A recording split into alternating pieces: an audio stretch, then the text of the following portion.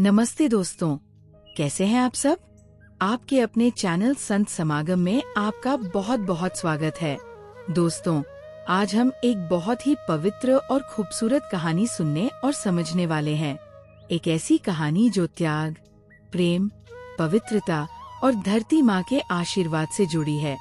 हम बात करने वाले हैं माता सीता के प्राकट्य दिवस यानी सीता नवमी की। सोचिए, क्या आपने कभी सुना है कि कोई खेत की जमीन से प्रकट हुआ हो? सुनने में किसी जादू की कहानी जैसा लगता है ना? लेकिन हमारी पौराणिक कथाओं में एक ऐसी ही दिव्य घटना का वर्णन है, जब मिथिला के राजा जनक को हल चलाते हुए धरती से एक कन्या प्राप्त हुई। वही कन्या आगे चलकर माता सीता कहलाईं।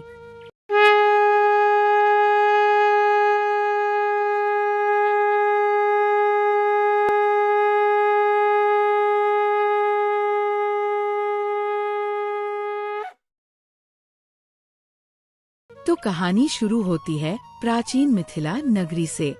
राजा जनक वहाँ के बहुत ही धर्मात्मा और ज्ञानी राजा थे।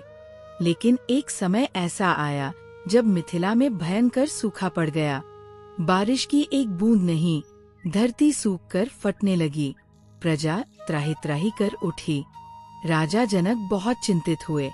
उन्होंने बड़े बड़े ऋषि मुनियों से सलाह ली। ऋषियों ने बताया कि इस संकट से उबरने के लिए एक विशेष यज्ञ करना होगा और यज्ञ की पूर्णाहुति के लिए स्वयं राजा को अपने हाथों से सोने के हल से जमीन जोतनी होगी। राजा जनक ने तुरंत ऋषियों की बात मानी। पूरे विधि विधान से यज्ञ शुरू हुआ।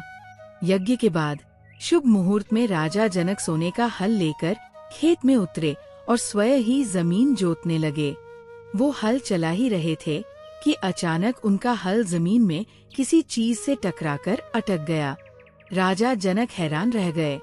उन्होंने सैनिकों को उस जगह को सावधानी से खोदने का आदेश दिया। जब मिट्टी हटाई गई तो वहाँ मौजूद सभी लोग आश्चर्य से भर उठे। जानते हैं वहाँ क्या था? मिट्टी के अंदर से एक बहुत ही सुंदर, दिव्य तेज वाली नवजात कन्या प्रकट हुई।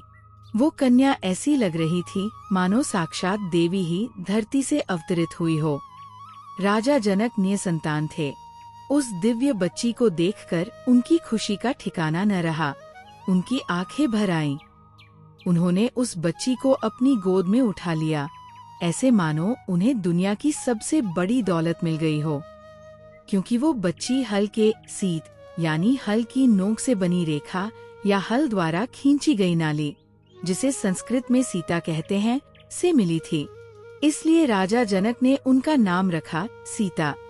और क्योंकि वो धरती से प्रकट हुई थीं, इसलिए उन्हें भूमिजा, जानकी, जनक की पुत्री, मैथिली, मिथिला की राजकुमारी जैसे नामों से भी जाना जाता है। तो दोस्तों, यही है माता सीता के अद्भुत प्राकट्य की कहानी। और जिस दिन माता सीता धरती से प्रकट हुई, वो दिन था वैशाख महीने के शुक्ल पक्ष की नवमी तिथि। इसीलिए हर साल इस तिथि को हम सीता नवमी या जानकी नवमी के रूप में मनाते हैं। ये दिन भगवान राम के जन्मदिन राम नवमी के ठीक एक महीने बाद आता है। अब सवाल उठता है कि हम सीता नवमी क्यों मनाते हैं? इसका क्या महत्व है? देखिए, माता सीता सिर्फ राजा जनक की बेटी या भगवान राम की पत्नी ही नहीं है। वो साक्षात माँ लक्ष्मी का अवतार मानी जाती है। वो पवित्रता, त्याग, समर्पण, पतिव्रता, धर्म, साहस और सहनशीलता की प्रतीक है। उनका पूरा जीवन हमें सिखाता है कि मुश्किल से मुश्किल परिस्थितियों में भी अपने धर्म और आदर्शों पर कैसे टिके रहना है। सीता नवमी का पर्व हमें माँ सीता के इन्हीं गुणों को याद करने और अपने जीवन में उतारने की प्रेरणा देता है। ये दिन नारी शक्ति का सम्मान करने का दिन है। माना जाता है कि इस दिन माँ सीता की पूजा अर्चना करने से जीवन में सुख, शांति, समृद्धि आती है और वैवाहिक जीवन खुशहाल रहता है। खासकर सुहागिन महिलाएं अपने पति की लंबी उम्र और अच्छे स्वास्थ्य के लिए इस दिन व्रत रखती हैं और माँ सीता की पूजा करती है। तो चलिए अब जानते हैं कि सीता नवमी मनाई कैसे जाती है। 1. व्रत। बहुत से भक्त विशेषकर महिलाएं इस दिन व्रत रखती है। वो सुबह जल्दी उठकर स्नान आदि करके स्वच्छ वस्त्र पहनती है। 2. पूजा। घर के मंदिर में या किसी साफ जगह पर एक चौकी पर भगवान राम और माता सीता की मूर्ति या तस्वीर स्थापित की जाती है। फिर पूरे विधि विधान से पूजा होती है।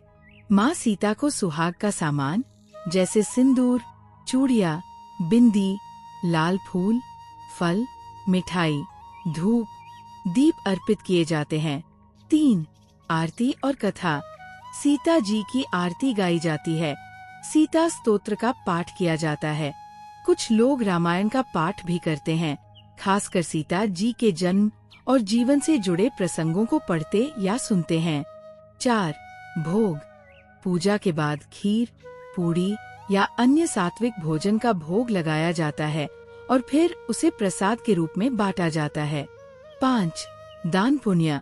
इस दिन दान पुण्य का भी विशेष महत्व है। लोग गरीबों और जरूरतमंदों को भोजन, वस्त्र या धन दान करते हैं। 6. मंदिर दर्शन। भक्तजन राम सीता मंदिरों में जाकर दर्शन करते हैं और विशेष पूजाओं में भाग लेते हैं।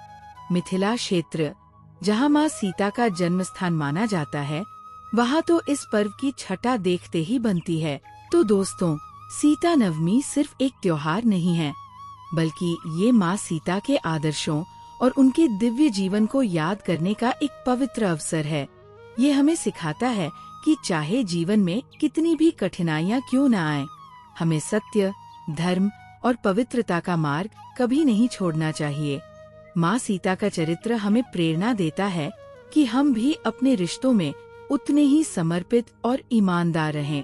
आप सीता नवमी कैसे मनाते हैं?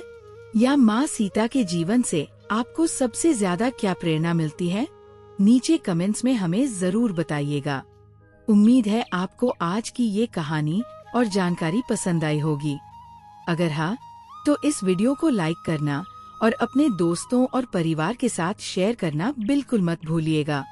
और अगर आप हमारे चैनल संत समागम पर नए हैं, तो सब्सक्राइब बटन दबाकर बेल आइकन जरूर प्रेस कर दें, ताकि आपको हमारी आने वाली वीडियोस की नोटिफिकेशन मिलती रहे। आज के लिए बस इतना ही। माँ सीता और भगवान राम का आशीर्वाद आप सब पर बना रहे।